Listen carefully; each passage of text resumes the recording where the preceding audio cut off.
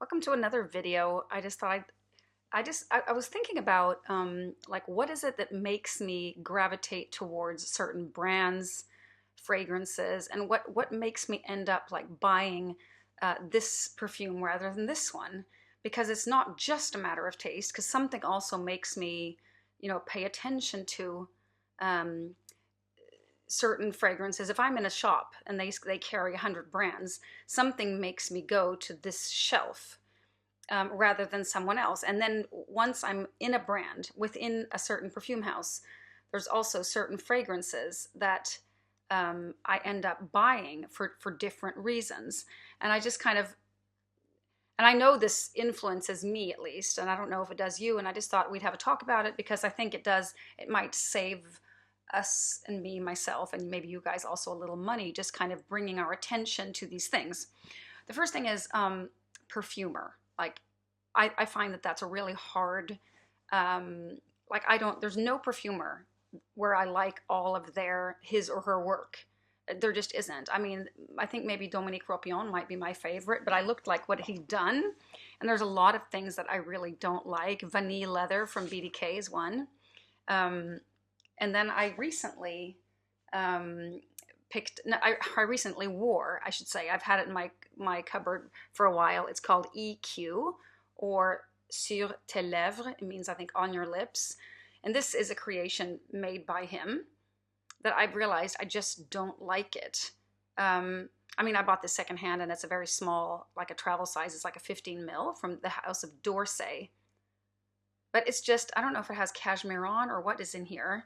Well, let's see if I got the notes, because this is interesting to find out why I mean, I really liked it at first. Yeah, it's cashmere on. Maybe that's it. That usually I don't like that. So certain notes can also, when I see cashmere on in like listed somewhere, then I'm really careful to not buy because I don't know if it will work. That was one thing, like a perfume. There's no perfumer that I feel like 100% safe with. I mean, I used to be really into Cécile Sorokian. I took some notes on what she's done. I mean, she's done Epic Woman. I think that's kind of her most, one of her most famous pieces of work. She's made Material from Amouage as well. And then I noticed a new fragrance. And this is something that usually gets me, like, oh, there's a new fragrance from Electimus called Vanilla Adhesia.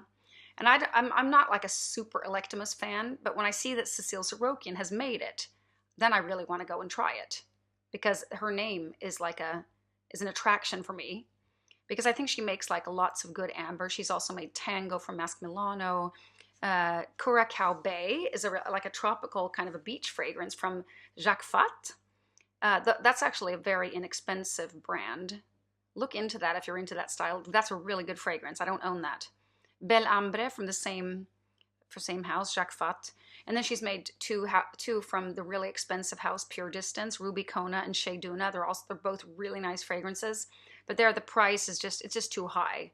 I don't think they're good enough to justify that price. And then she's made some weird fragrances too, like a fragrance called Cabernet Nocturne, which is like it's like really an ashtray tuberose fragrance that I think Sebastian has described as like after a really wet night out, you wake up in a bed with someone you don't know. And this is kind of like when you used to smoke in bars, like back when I was young. That's what people used to do. And the smoke was in your hair. It was just like that smell. And it really does smell like that. So I don't know about that one. But so Cécile Sorokian is not like a safe bet either. But I do notice that like Dominique Ropion, Bertrand Deschaffour, Natalie Lorson,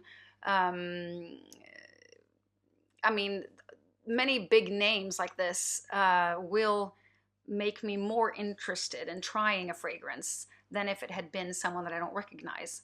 I mean, the reason I got, this is Blanche Bête. Why did I get this fragrance? This is really hyped fragrance. With kind of an, to me at least, unknown perfumer, Kathleen Turner, I think her name is. Not Kathleen Turner, was it that? Her name is, anyway, it's someone, I don't know what else she's done. Like, I don't think I have anything else by her. It is a her, Turner something, I think. But this one was, because I didn't like really anything else from the brand, I think this one was more like there were so many people talking about it. I mean, definitely influencers influence me. I would never gotten blind buy. I don't blind buy, but the I would go check this out after hearing from it a little bit here, a little bit there. Um, and then I'm also a little bit affected by the actual look of the bottle. This one I think is like medium. I don't think it's terrible. I don't think it's beautiful either. But when I see a bottle like a presentation kind of like this is not my usual style. I'm more into Scandinavian minimalistic stuff. But when I see this and this incredible box, then I'll have to say that I'm a little affected by that. But my normal like favorite kind of bottle is like really plain. Like this would be top of my list. I love, love, love these bottles. This is Arbolé from Hiram Green. Speaking of which, like a brand that interests me, this brand really, really interests me. And they have now released a fragrance called Ultra. I don't know if you've heard of it, but I'm super excited to smell it. I'm going to this Perfume Expo in the end of November. And Hiram Green will be there. I don't know if he will be there himself, but the brand will be represented anyway. And I'm sure they'll bring their new fragrance. Because it has like, I think it's like leather, tobacco, and then all these florals like Ylang Ylang. And it just sounds like just because it's from this brand, I will look into it. If it had been from if it had the same notes had come up with a new fragrance from Liquide Imaginaire, I don't think I would like spend my time there. At least not as likely as now that I'm kind of in love with this brand, and everything from this brand is like made from natural ingredients. So, and of course, like notes and style. Like if I know that there's a new kind of floral, amber, tonka, there's many notes that kind of interest me. But usually, I should just finish my thought there with the presentation, like Frederick Malle. You guys know what those bottles look like, right? They're like cylinder shaped, but not very high, and like they have like a black label with a red. I've always thought that they were really ugly, and for a long, long time, I didn't even go there. I didn't even go there and smell them. Like it took me forever to get there. I went and looked at other bottles that I preferred. So that does make a difference to me as well, like what the bottles look like for sure. And although Frederick Malle actually offers their bottles in many different sizes, they have a 10 mil, I think they have like 30, 50, and upwards, or is it just 10 and 50? I'm not sure, but the fact that they have the 10 made me buy Carnal Flower. I would never have bought a bottle of that. And many of the bottles that I have in my collection are because they're available in smaller sizes. Like Ormaie is a good example. I have two of them. One is Papier Carbone, and one of them is Livre Bleue. And I would never have bought them for the price of, the next size is, do they have a 50 and 100? I'm not sure, but like I would never have gone straight for the 100 with these two, at least not for these two fragrances. I would have to love them even more. And then I have two D'Orsay's. One is JR, one is EQ. These, I think I'm letting D'Orsay go as a brand because I'm just, and they're a mixture. Like EQ was made by Dominique Ropion, and they make a big deal out of it. And then this one, they don't even put the perfumer. JR has no listed perfumer, which I find a little bit interesting. But they're really, if I summarize, these white labels from D'Orsay, they're like really, really easy wears with lots of like iris, but it's really hard to see the whole. If you're like me, middle-aged. So funny. One of you guys called me elderly in a comment. And it's like, oh, so nice to see an elderly woman making content on YouTube. And I mean, I'm not easily offended, and I don't feel offended, but I was just like, ooh, elderly. Maybe the one of you who wrote that really doesn't have English as their main language and don't know what elderly means, but it really means like an older person, like someone who's like old. And I looked it up, like from what age are you considered, elderly? And it was from like 65 maybe and up. And I think today, even 65, you wouldn't call it. I mean, maybe a young person would call a 65-year-old elderly, but like most 65-year-olds are working out and like they're traveling, they're doing all kinds of things, and they're just not that old. I mean, I think I consider my parents are elderly. They're in their 80s. I'm 56, so come on, come on. I'm not that old.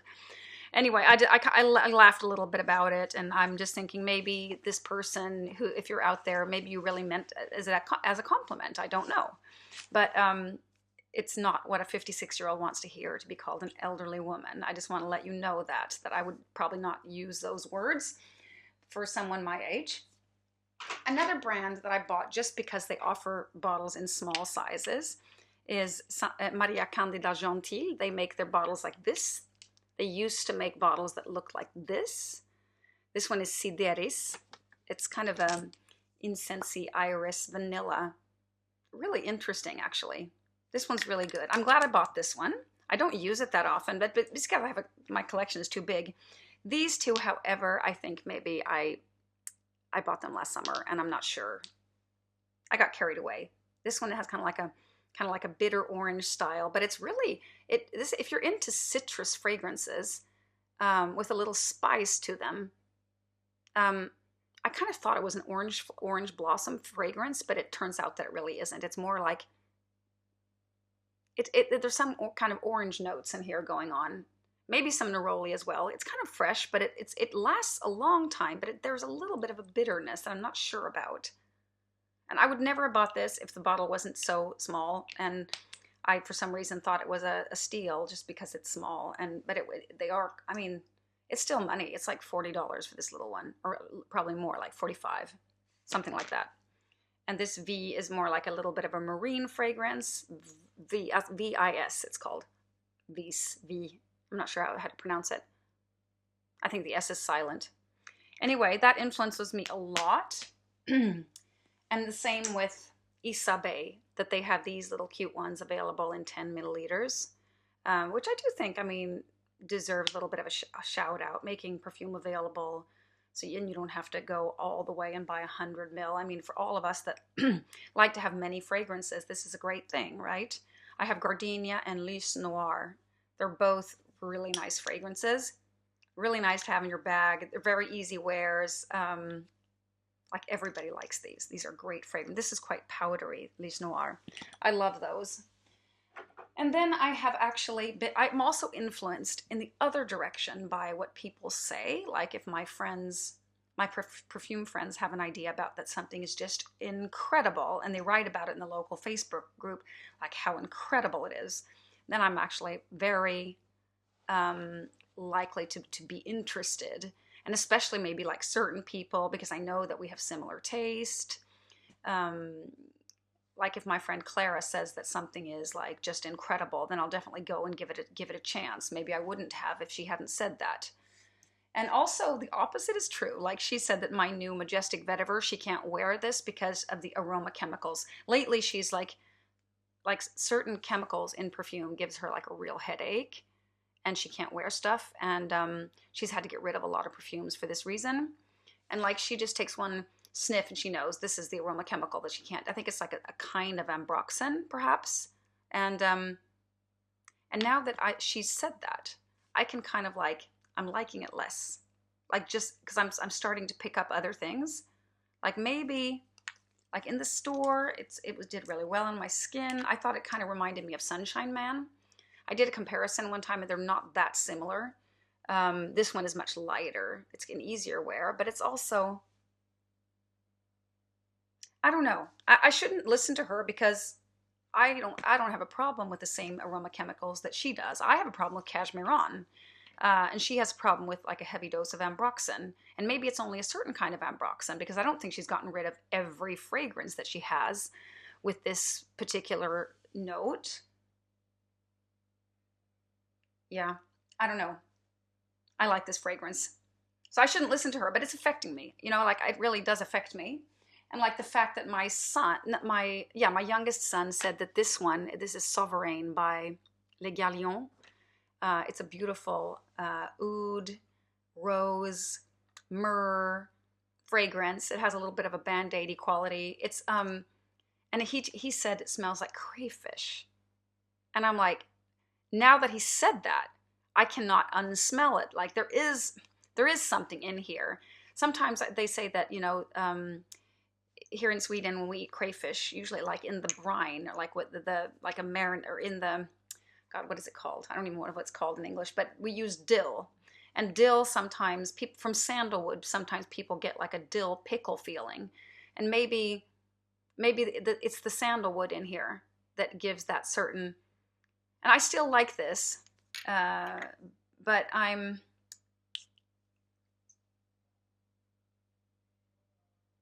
mean, I should wait. I should wait until I spray it because now I'm getting a lot of alcohol. But I kind of, it kind of ruined my experience a little bit with this one. This was like a really such a good buy. I was so happy with it. And then he said that word, and I'll have to say that he's right. That it does have a little crayfish kind of feeling. So unfortunately, and the same thing as some influencer that said that my dear beloved Cacao Porcelana smells like something really, really bad. I'm not even going to say what they said it smelled like. Sometimes I don't smell it at all. Well, they said it smelled like poop. But I can't smell that at all, but I'm afraid that someone else will. So it affects like me wanting to wear it out. And I have this big bottle. So that's kind of a shame. And this is a fragrance I bought because I was looking for a certain scent profile. I was into lavenders, and I was looking kind of for a sweeter, like gourmand-ish sort of lavender. And I ended up looking at Franck Boclet as a brand. I never would have looked at Franck Boclet as a brand if I wasn't looking for that typical scent profile. I ended up picking up two from there, one called Lavender and one called Ylang Ylang. And Ylang Ylang turns out to be a real gourmand, actually, or like a real powdery. To me, it smells a little bit like a coffee shop, but it dries down more floral and powdery. And I never would have picked this up had I not been looking for a certain scent profile. So that does actually influence me too. Like if I'm looking for something that I don't have in my collection, I'm like on the hunt for the perfect this and that, like a lavender gourmand. Then I will go to each brand and look for that certain profile. And that's how I picked this up. Should I have or shouldn't I have? I don't know. The lavender, I think, turned out to be a little too masculine and a little bit too sweet and masculine, like at the same time, which makes me feel a little bit kind of like a dude. I think I do regret that purchase. This one, however, it's a hit. I love this. I love this Ylang Ylang fragrance. If you're into gourmand, and speaking of gourmands, I thought I would mention fragrance of the day. Where did I put it? It's a decant. I got it from my friend Clara because I met her Saturday. I actually have a really sore throat. I was going to go to something today. I had an appointment this morning with the hairdresser, so I had to get up early and go. But I was supposed to go to this. Was a special kind of like conference, and I was going to get a prize for my entrepreneurship from this organization, but I just felt I couldn't do a whole half day and a whole night with this throat. And it's also most contagious in the beginning. So I just thought just not a good idea. So I'm going to cut this a little bit short. I have worn perfume today, though. I feel much better today. Yesterday I was like horizontal. I was not feeling well at all. But today I've worn this incredible fragrance. Look at the juice, the color. It's called Traversée de Bosphore. And it was created by Bertrand de Chaffour, which does affect me a little bit. But it is a really sweet, leather, suede-y fragrance with some fruits like pomegranate and red apple. Not at all my typical thing. But I mean, this one is like, if you think of Turkish delight, these little candies that are kind of has like powdered sugar on them, that's what the inspiration came from, I think. But in the base it has all these like gourmand notes like nougat, sugar, white honey, pistachio, rose, and musk. In the mid it has tobacco, leather, iris, saffron, pig tulip. Top notes, red apple. I guess I'm doing it in the opposite way here now. Red apple, pomegranate, and spicy notes.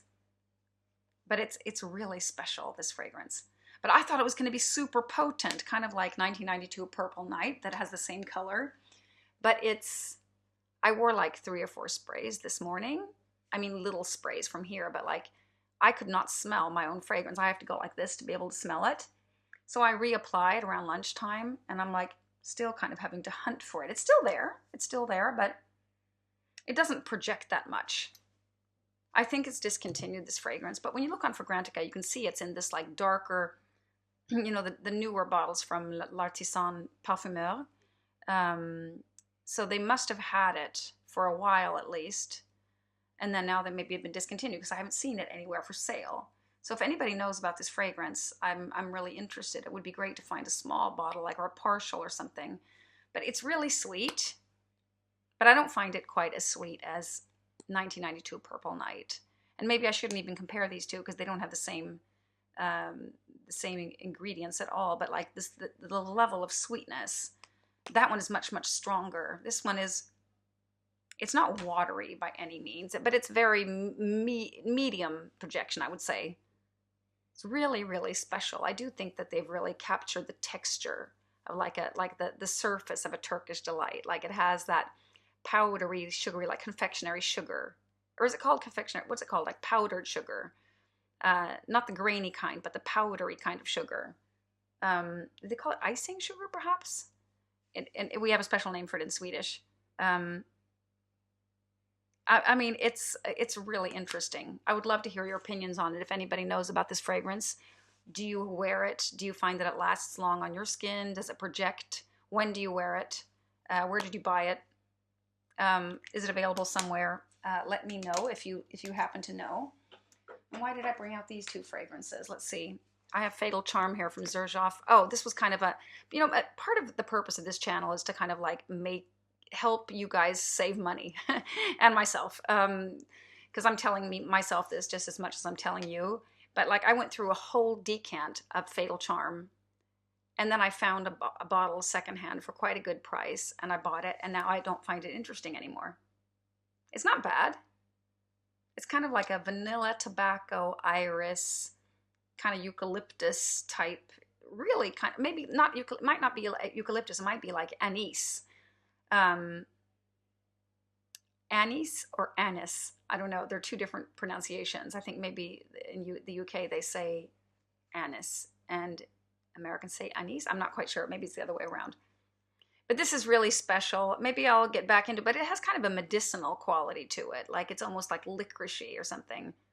I'm not sure about it anymore. Maybe I thought I was just hooked in the beginning and then because it was interesting and now I'm bored. You've heard me say that before, right? And then I have Capri from 1969. Now I was really affected by Clara saying about Female Christ. I think I talked about that in my previous video. They have another patchouli fragrance called Female Christ, and she took one. I don't like that fragrance because it's too medicinal. It's a medicinal patchouli. It's really strange. I don't know if it has like rhubarb or wintergreen or like really strange notes. This is a beautiful citrus fragrance. But now she said that she can't wear that because it has the aroma chemicals that she's really sensitive to. And I think I noticed, yeah, because this one also has ambroxan. So I guess they use, if you guys are sensitive to ambroxan, this might be a brand to watch out for, to see. I think this is beautiful though. So I don't have the problem with ambroxan. I don't. But there are certain fragrances that I've recently realized that I just don't like. Like I don't like Quentin. Speaking of perfumers, when I see that Quentin Biche has made something, I kind of like veer away. I'm just like, I don't know about Quentin Biche. Well, I really should give him a chance because I mean he works with certain notes usually that I don't like. But if you look back and see what these big perfumers have made through the years, like. Many of them started making like these big money-making perfumes, you know, like, let's see, I wrote a few of them down here. Let's see. Quentin Biche has not only made like Ganymede and Bois Imperial and Guidance, but he's also made like Good Girl from Carolina Herrera, you know, the one that looks like a high-heeled shoe. That's like one of the most sold fragrances in the world. I find that really interesting. And then, so I think that they would just like a painter, you know, they have to prove themselves and they have to make like something for the mass market. Like Dominique Ropion, I think has made, let's see, he's made Flower Bomb. He has made Isatis. which if you're about my age, you know, have heard of that fragrance. He's made Amarige. He's made Euphoria is not so, from Calvin Klein maybe is not so famous. And he's made Safari. So, I mean, they've made like, Bertrand Dechafour has made, let's see. I don't think I took them down because I was mostly interested in the niche. But when I was going through the different fragrances, oh yeah, Dominique Ropion has also made Dune, which was like a big hit in the 90s. La Vie Belle. I mean, La Vie Belle has like 1,000 flankers. I mean, imagine how much money that has brought in. And then after that, maybe he could start doing his own thing. Alberto Morillas, who now has his own house, Mise en Cire, he's made Iris Prima, by the way. And he's also made Flower by Kenzo, which is a really good fragrance, a really good designer fragrance that I have myself. Pleasures from Estee Lauder. What was I going to mention for you here? Yeah, I know what Flower by Kenzo was a big fragrance, but there was one who had made, oh, and all the flankers. Flower by Kenzo has like 1 million flankers. Like there's like so many flankers. It's just insane. So I think that like yeah, the painters have to start, you know, by making like more photographic paint or art, and then they can kind of like go wild after that. Like once they've proven that they can do kind of what everybody likes and easy likes. Yeah, that was so I mean, following a perfumer or following a brand doesn't work either for me, except very, very few brands, and definitely Hiram Green is one of the brands that I can follow. I'm trying to think of any of these other ones here. I think Atelier Materi is an interesting brand to follow, but they have recently put out like 3 extraits de parfum that I think are, actually one of them is interesting. It's like a neroli and there's some nutty note. I think, is it pistachio and neroli, or it's nutty and neroli together, which is a real strange combination. So if you're into something completely different, check it out. But I mean, I like this house, and I will definitely, if they come with new fragrances, I will check them out. I will not be running to the counter if I hear that 1969 is releasing a new fragrance. And Xerjoff, they just released too many fragrances. I can't not even keep up with what they're putting out there. And Oriza El Legrand, I don't think I even mentioned the brand, but I mean, I love these fragrances. Last week I triple wore Jardin d'Armide. Jardin d'Armide. I have a decant of it. So it's kind of like a little bit similar to this Empire des Indes, but it has it has like a violet gourmand, powdery. It's so good. It's really, really good. And other florals as well, but it's really violet in the beginning. And then that kind of, and it really projects so well. And so does this one. They really project the way I want a perfume to project. But I wouldn't go running just because they put out a new thing, because I haven't even gone through what they have. They have so many fragrances. Like they have one called Heliotrope that's also really good. Apotheos, I've talked about before on my channel. Le Région. They have, what's it called? The one, God, what is it? It's called, I can't think of it now. There's one more that also has a little bit similar style. It was mentioned in Valérie Perrin's book. What is that book called now again? In Swedish, if you translate it directly from Swedish, it's Fresh Water for the Flowers. I read that like last summer, and they talked about this particular fragrance. Now I just can't remember the name. Rêve d'Ossian, Ossian's Dream. Rêve d'Ossian. That one. So that's also a good fragrance. So there's a lot of good ones. Oh, and Chypre Mousse is a good one. There's one called Louis, like a king's name, was also really, really nice.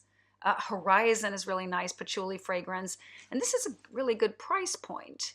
But they have so many fragrances that I haven't even finished digging into what they have already. So anyway, what affects you when you're buying perfume? Is it availability, like they have it in stores around where you live? Is it like what people talk about in your local groups? Or is it just your own nose? I mean, I guess at the end of the day, it's your own taste. That's really the only thing that should matter. But I can tell that I'm affected by comments from other people. And especially like negative ones perhaps, but also if someone says, boy, that smells really good on you, then I'm like, ooh, you think? And then I'll be more into wearing it again. If I never get a comment, I think I'm a little affected by that too. So yeah, the most important thing is that you like a fragrance, right?